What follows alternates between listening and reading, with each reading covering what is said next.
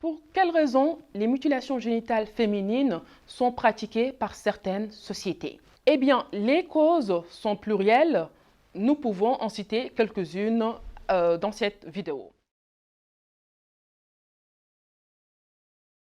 La première raison a trait à la continence féminine et aussi à la virginité de la femme.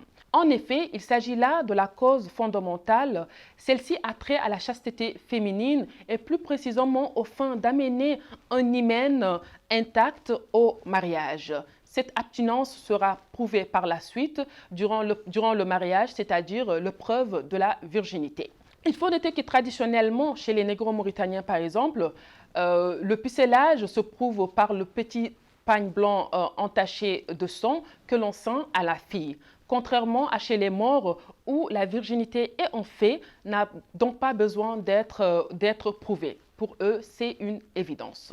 Et pourtant, il a été prouvé que les filles excisées n'arrivent pas toutes forcément vierges au mariage. Et cela est un point important à souligner quand nous savons que l'excision est faite fondamentalement pour cette raison.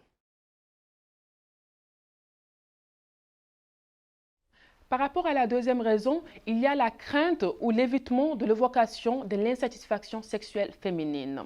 En effet, la société perçoit la fille dont le corps n'a pas été mutilé. Donc, la société perçoit cette fille comme étant insatiable et à la limite agressive. Ceci étant, la femme peut venir à évoquer son insatisfaction sexuelle et cela est considéré comme frustrant pour l'homme dans la mesure où ça remet justement en cause sa virilité. Il faut noter qu'il y a cette peur qui se cache derrière et cela est avancé par l'imaginaire simplement social. Par rapport à ce point précis, par exemple, au niveau de la société maure, l'organe génital féminin non excisé est appelé zamel. Cela fait allusion à un étalon ou à un cheval en rue. Ainsi, une fille qui n'a pas été mutilée est alors comparée à un cheval fougueux. Conçue sous cette image, la fille non excisée semble n'avoir aucune autre préoccupation que l'accomplissement permanent de l'activité sexuelle. Ce comportement est, selon la société, continuel, donc va continuer jusqu'à l'ablation de son clitoris. Autrement dit, les composantes communautaires mauritaniennes qui recourent à cette pratique considèrent que la fille non mutilée à la bougeotte, elle est hyperactive, incontrôlable, insatiable et même agressive au niveau donc de l'intimité. La troisième raison a trait à l'esthétique. En effet, l'enjolivement du corps féminin explique cette incision génitale.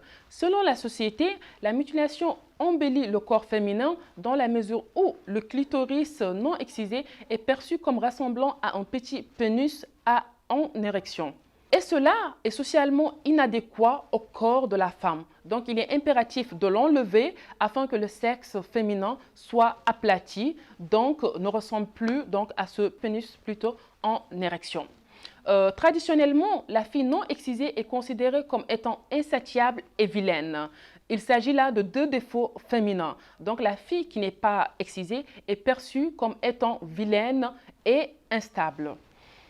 Cela veut dire que tout geste ou acte d'agitation posé par celle-ci est justifié par la non-ablation de ce tissu biologique ou plutôt par l'échec de cette opération donc, qui a eu lieu au niveau de son appareil génital.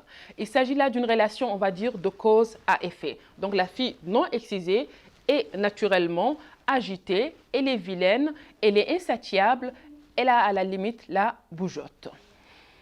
Pour résumer, nous comprenons par là que selon la société, l'acte d'ablation renferme et exhibe la beauté de la fille. C'est comme si cette beauté était enfouie en elle et ne peut être mise en exergue que par l'acte de l'incision, tout simplement. D'ailleurs, cette mutilation génitale féminine est appelée en hassaniya zayyan, ce qui veut dire enjoliver. Et si nous regardons par exemple en soniké, on parle de salinde ou sunande, ce qui veut dire mettre la personne dans un état afin qu'elle puisse prier, ou autrement, ça veut dire tout simplement purifier. Et chez les Halpulaar, on parle de haddad, ce qui veut dire se ceindre le pagne ou ceindre le pagne donc à une fille. Cela montre en quelque sorte sa féminité, mettre en exergue sa féminité. Donc cette féminité est mise en exergue à travers justement l'acte de l'excision.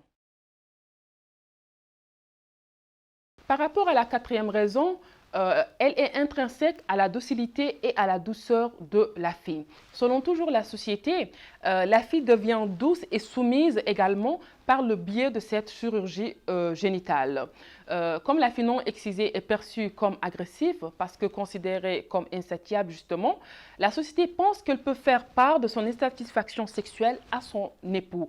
Et ceci étant, l'évocation de cette insatisfaction, fragilise l'homme selon la société en le refroidissant et même en remettant en question, comme nous l'avons dit tout à l'heure, l'un des attributs socio-genrés de sa masculinité qu'est la virilité. Donc, pour la société, en incisant ce corps, il devient assujetti vis-à-vis de l'homme qui peut désormais le manipuler à sa guise sans une quelconque crainte.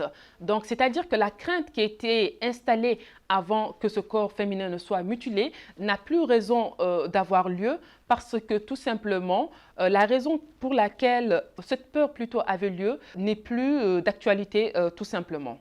Pour résumer, nous pouvons dire que toutes ces raisons qui ont été évoquées ont pour dénominateur commun le contrôle de la sexualité féminine qualifiée d'outrance par la société.